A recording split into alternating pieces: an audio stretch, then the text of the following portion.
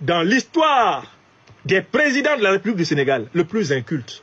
Alors bonjour, je voulais faire cette vidéo qui s'adresse à ce petit chômeur bavard, ce vieux-là qui n'a rien à faire de sa vie, si ce n'est rester derrière des bibliothèques. Moi-même j'ai des livres, mais je les lis. Vous ne lisez pas, ça se voit, au vu de vos arguments, au vu de la qualité médiocre de vos arguments, au vu de cet acharnement gratuit que vous avez sur deux personnes, notamment des personnes qui dirigent le Sénégal, qui sont vos petits frères, parce qu'à votre âge, vous n'avez absolument rien à faire. D'ailleurs, c'est pourquoi je vous appelle le chômeur bavard, parce que vous n'avez rien à faire de votre vie. Vous comptez sur les likes et sur les commentaires pour vivre. Vous savez quoi? Le président Diomaye Diakhar Faye, ce sont les Sénégalais qui l'ont élu. Ils l'ont élu parce qu'ils ont eu confiance en lui. Et pour rappel, ce président n'a que 43 ans. Monsieur, vous avez quel âge, vous? Vous savez quoi? Ce monsieur n'a pas le temps de vous répondre. C'est nous, les petits calibres là, qui vont vous répondre. Et nous sommes les plus petites de la génération sénégalaise qui, sans doute, est beaucoup mieux élevée que vous, a beaucoup plus de compétences que vous, a plus de valeur que vous. Parce que si aujourd'hui on s'asseyait pour demander aux petits calibres que nous sommes, qu'est-ce que nous avons fait pour notre pays, nous serons à mesure de sortir des choses ou laisser aux gens le soin de dire qu'est-ce qu'on a fait pour notre pays.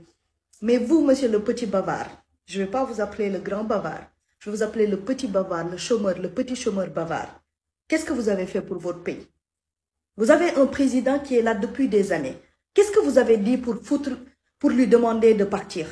Pour rester dans le respect envers les personnes qui vivent dans votre pays et qui aujourd'hui voudraient voir votre président partir parce qu'il est vieux. Qu'est-ce que vous lui dites? Vous qui êtes de cette nationalité-là, vous êtes le seul à être aussi bavard parce que votre communauté respecte le Sénégal. Moi, je les rencontre dans des forums. On se voit dans des panels où ils ont le micro, j'ai le micro et je suis encore une fois une des plus petites des calibres qui vont vous répondre du Sénégal. Vous comprenez ce que je veux dire? Donc, respect à votre communauté parce que ce sont des personnes qui respectent le Sénégal. Et je pense qu'entre les deux États, il y a un respect mutuel pendant des années. Donc, vous là, qui vous asseyez devant cette bibliothèque, et je pense, au vu de la qualité de ce que vous dites, la médiocrité de vos arguments montre que, ou nous laisse penser que, ces livres que nous voyons derrière vous ne sont pas des vrais. C'est que du papier peint, ou sinon, vous n'avez même pas lu ces livres, parce que si vous l'aviez lu, vous aurez appris l'humilité. Vous aurez appris à fermer votre bouche et à vous mêler de choses qui vous regardent.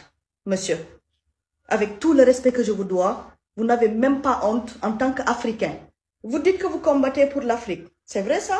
Je ne crois pas. Parce que les gens qui combattent pour l'Afrique, ils sont sur le terrain. Ils identifient des causes et ils les défendent. Ils sont fiers de représenter leur pays, mais ils ne vont jamais cracher sur les pays des autres.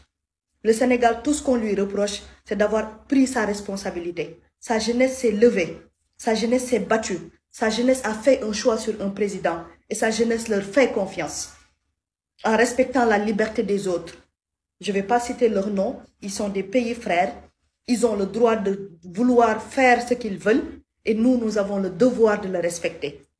Vous allez nous haïr, allez-y. Parce que les Sénégalais qui ont élu ces messieurs-là en tant que président de la République et en tant que premier ministre savent qui ils sont. Et ils savent de quoi ils sont capables pour le Sénégal. Et nous, nous sommes patients. Nous leur donnons tout notre temps parce qu'on a confiance en eux. Et si vous faisiez la même chose, monsieur le bavard, le chômeur bavard là, le TikToker, vous n'avez rien à faire à votre âge. Vous êtes retraité peut-être. Est-ce que vous avez une fois travaillé de votre vie? Je ne sais pas. Donc arrêtez de vous acharner sur nous. Sinon, prenez tout votre temps. De toute façon, vous n'avez rien à faire. Vous n'avez que ça à faire. Donc nous, en tant que des Sénégalais, représentant les Sénégalais, on va vous dire que monsieur le président de la République, Bassirou Diomaye Diakhar Faye, ce qui vous fait mal d'ailleurs, vous n'aimez pas entendre son nom, il n'a que 43 ans. Vous en avez combien, monsieur? Et il est président de la République du Sénégal. Qu'est-ce que vous faites, vous? Vous êtes quoi? Vous êtes qui? Vous êtes qui là où vous êtes? Vous passez tout votre temps à vous victimiser, disant oui, on m'a interdit de faire ceci, on m'a interdit de faire cela. Tout le monde sait que vous ne dites pas la vérité, monsieur. Toute votre vie est sur de la victimisation, de la création de scénarios. Vous avez besoin d'être soigné, monsieur. Et nous, on a été éduqués. Au Sénégal, nous avons des qualités. Vous savez c'est quoi? On est très bien éduqués. On ne va jamais manquer de respect à un sage. Sauf que vous, vous n'en êtes pas un, monsieur. Vous êtes juste une personne bavarde qui passe tout son temps derrière un micro, d'accord, derrière son téléphone, avec sa petite canne, derrière des livres, j'en suis sûre, vous n'en avez pas lu deux, parce que sinon vous auriez une meilleure qualité lorsque vous parlez de nous. Allez vous documenter, monsieur. Allez chercher l'histoire du Sénégal, documentez-vous. Allez savoir qui sont ces personnes que nous avons choisies. Et vous savez quoi? Nos présidents ne sont pas vieux, monsieur. Votre pays a besoin de vous dans un autre combat, mais pas dans celui-là. Parce que même les présidents que vous défendez, jamais un d'entre eux ne vous a reçu. Pourquoi? Si vous pensez avoir du savoir, si vous pensez avoir de la stratégie, si vous pensez être une personne qui est dévouée à la cause de son pays, pourquoi ces présidents ne vous ont pas appelé pour vous faire des conseillers spéciaux? Pourquoi ces pays ne vous ont pas appelé, vous, pour faire de vous un conseil spécial pour les aider dans leur combat? Pourquoi?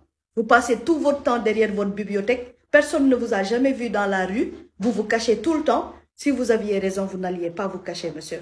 Alors, apprenez à avoir plus confiance en vous. Et ce Sénégal-là dont vous parlez, c'est notre fierté à nous. Ce petit pays est en train de se lever avec sa jeunesse, avec son intelligence, avec son humilité. Et ils ont fait un choix. Vous n'êtes pas tenu de respecter ce choix, mais sinon vous devez la fermer, tout simplement.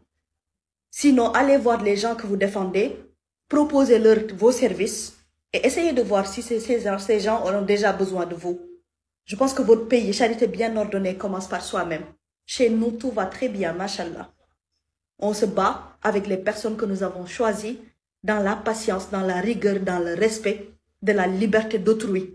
Nous n'avons pas à intervenir dans les affaires des autres parce que lorsqu'on a eu notre affaire à nous, aucun de ces pays n'a intervenu pour nous. Personne, je dis bien. Aucun de ces pays n'a intervenu pour le Sénégal.